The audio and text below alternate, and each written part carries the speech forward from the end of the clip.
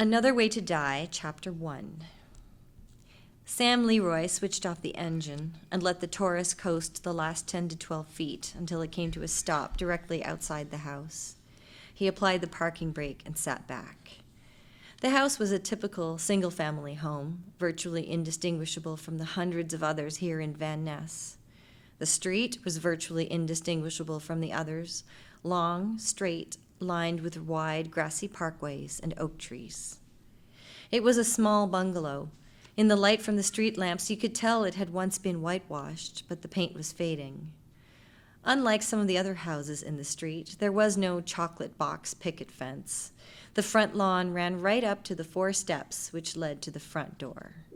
The house number was 6006, the final 6 hanging loose at right angles to the rest of the number. It was 11:30, and most of the houses were in darkness, which is what you'd expect. They were single-family homes occupied by parents and children. It was Wednesday, a school night, and by now most of the residents would be in bed. 6006 West 3rd Street was the exception. It was not occupied by a family. The occupant was a single man, the 39-year-old Harlan Cordell. "Can you see the light?" Leroy asked his partner. Detective Roman Perez peered through the glass of the windshield at the house. "Yeah, our boy's in." The front of the bungalow was in darkness, but through the blinds of one of the windows, Leroy and Perez could make out a light. There was a lamp on at the back. "Unless he keeps the light on to deter intruders," said Leroy. "Yeah, right," Perez replied. He paused a moment, then put his hand on the door handle. "Come on, Sam, let's go see him." As the 2 LAPD detectives walked up to the house, Perez looked over at Leroy. "You know what to do?" he asked. Leroy knew. There was a bell push by the side of the door. Perez left his finger on it for 3 or 4 seconds. They could hear a bell ringing faintly inside. After a minute, Perez rang again. He stepped away from the door and looked around. Apart from a car pulling into the driveway of a home across the road, on the next block, the street was deserted. "You stay here. I'll go round the back." Perez drew his weapon from its holster. Leroy nodded and took out his. Perez stepped away to go round the side of the house, only to pause as Leroy called out, "Roman, he's here." As Perez returned, the door slowly opened about 6 inches.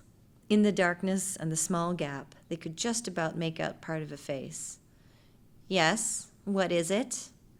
"Harlan Cordell?" Perez asked. "I asked you what is it. What do you want?" Perez held up his badge. "Detective Perez, LAPD. This is Detective Leroy."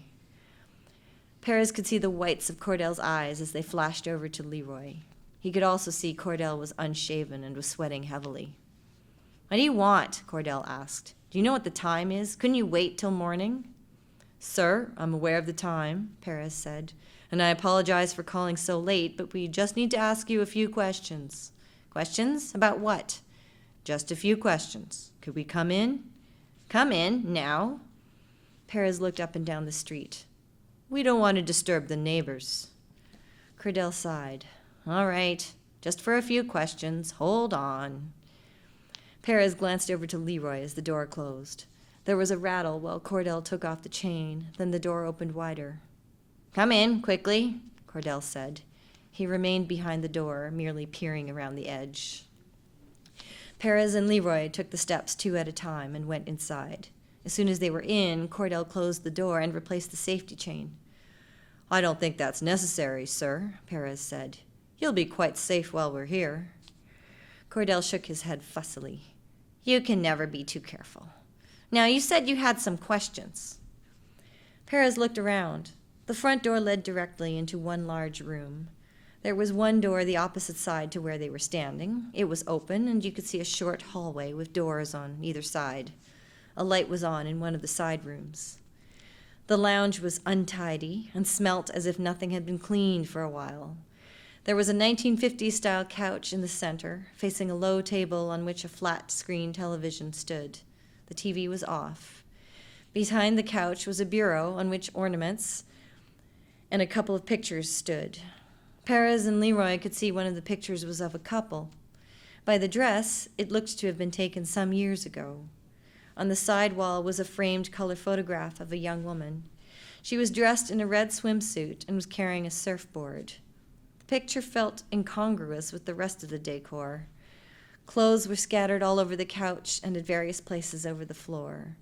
There were also piles of newspapers and magazines in places. Leroy could make out a TV guide and Metro source. "So, you have some questions for me?" Cordell drew himself up to his full height, which was still a good 12 inches less than the detective's. He had dark, balding hair and wore thick, black-framed glasses. He wore a white vest, tartan shorts, and sandals. The vest could not hide the fact that he was hairy, over the top of his chest and down his arms.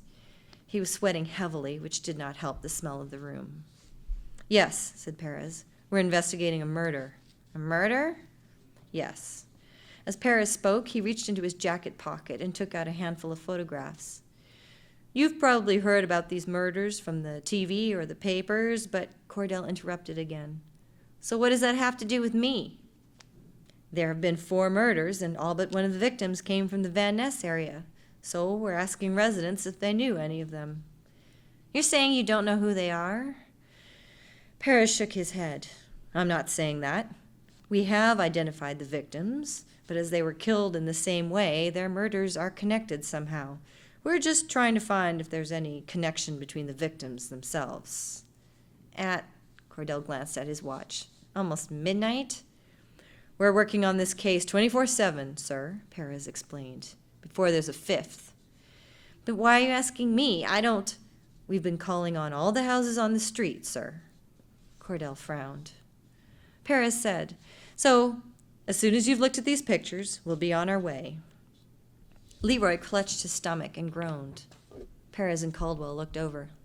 "What is it?" Perez asked. Leroy shook his head. "It's nothing." Perez turned back to Cordell. "So, Harlan, is it?" Cordell nodded. "Please take a look through these." As Perez handed Cordell the pack of photographs, Leroy groaned again. "I'm sorry," he said. "Sir, would you mind if I use your bathroom?" Cordell looked open-mouthed at Leroy, then to Perez, then back at Leroy. "Sure, go ahead. It's the second door to the left. Here, I'll show you." As he spoke, he began to head for the door leading to the hall. "It's all right, sir. I'll be able to find it. Sorry about this." Appearing disorientated, Cordell turned back to Perez, who shook his head in either disbelief or disapproval. "I'm sorry, Harlan. Here, look at the pictures." Leroy found the bathroom, opened the door, and closed it again, firmly and loudly, remaining on the outside. He noticed the toilet almost adjacent to the door, the bath being the other side of the room. He paused a moment, listening to Perez and Cordell talking, then took one step across the hallway into the room where the light was coming from. It was Cordell's den, as untidy as a living accommodation. God knows what the guy's bathroom would be like, Leroy mused as he looked around the tiny 12-foot square room. There was an old table against the wall, heavy, wooden. An open laptop lay in the center.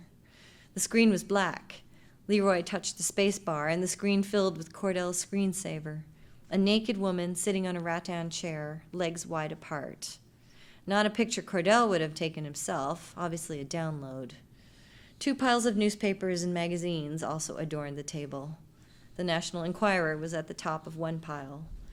The front cover had a feature about a celebrity in rehab for sex addiction. Leroy could not tell who the celebrity was, as a large circle had been cut out above her shoulders. Leroy turned. In the corner there was a small filing cabinet. He quietly tried the top drawer to find it was locked, but he noticed on the top of the cabinet was a half-filled box of Kleenex and a plastic bottle of baby oil, also half-filled. Leroy grimaced, glancing back at the laptop. "I got a feeling we found our man."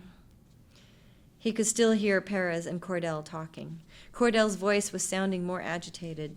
Leroy left the den and stepped over to the bathroom. Opening the door, he reached over and flushed. The flush worked the second time. The bathroom smelt of stale urine. Grimacing again, he closed the bathroom door. As he went to return to the lounge, he noticed what was at the other end of the hallway. It led to Cordell's backyard. The yard was, of course, in darkness, but the light from the house partially illuminated a vehicle outside. Leroy could only see the back of the vehicle, but it looked as if it was an old station wagon.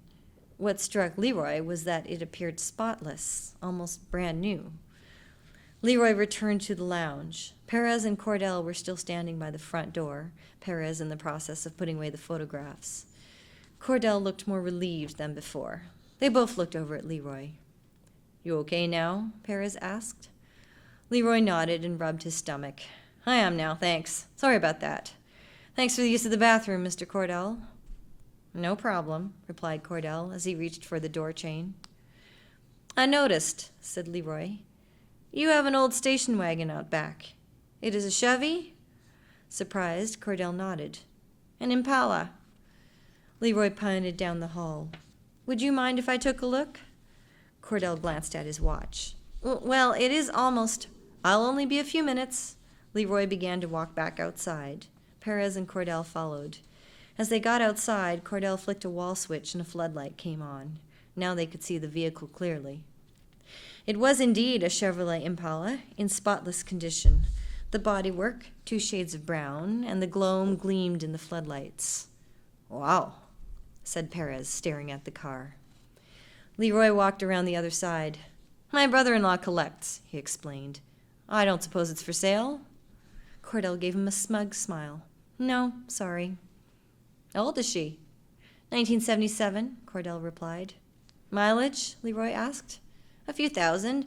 I'm not sure of the exact figure. I only bought it a few months back." "In this condition?" Perez asked. "Or have you been working on it?" "I've done some work." "Mind if I take a look inside?" Leroy asked as he opened the front passenger door. Cordell opened his mouth to say something, then changed his mind. He paused and then said, "Take a look, Detective. I just need the bathroom myself." Perez nodded as Cordell went back inside and into the bathroom. Once Cordell had gone, he walked up to the car. "Well?" he asked. Leroy had been leaning in, looking at the dashboard. He sniffed and stood up. "Smells new." Perez shrugged his shoulders. "And?" "Look at it. It's pristine, like new. How does that sit with him in there, in that shithole?" Perez nodded and turned back to the house. He stepped inside and knocked on the bathroom door. "You okay in there, Harlan?" No reply. He knocked and called one more time. Still no answer.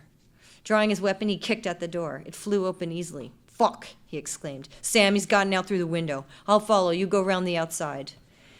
Leroy looked around the yard. The yard was bounded by 6-foot-high fences, but there was a wide double gate. It was closed, but not locked. Leroy kicked it open and ran out. He was at the side of the house, between number 606 and the property next door. Nowhere to go but out to the street. Leroy ran out into the street, weapon drawn. He met Perez out front. "There he is," Leroy said. In the distance, he could see Cordell running. For a paunchy, middle-aged scumbag, he was surprisingly agile. "He's headed for Gage," said Perez. "You follow, Sam. I'll take the car and head him off." "Got it," Leroy called out. He was already on his way. Perez ran back to the car and headed off down 66th, this time blue lighting it. Leroy was fitter and faster than Cordell and was gaining on him. Perez was right. Cordell was heading in the direction of Gage Avenue. Although how a guy in vest, shorts, and sandals was figuring he could lose himself there was anybody's guess. "Cordell, stop!" Leroy called out, but Cordell kept on running. At the next cross street, Cordell made a sudden right, not actually down the street itself, but an alley which was leading between a small apartment building and a closed 7-Eleven. Leroy followed. Cordell clearly knew where he was going. The alley opened out into a small parking lot at the back of another building. Cordell ran towards a chain-link fence and leapt upon a piece of dumped furniture, a sofa upside down, to help climb over the fence. Yes, he was surprisingly agile. But this gave Leroy the chance to catch up. He was now 50 feet away. Slowing down, Leroy raised his weapon. "It's all over, Harlan. There's nowhere to go."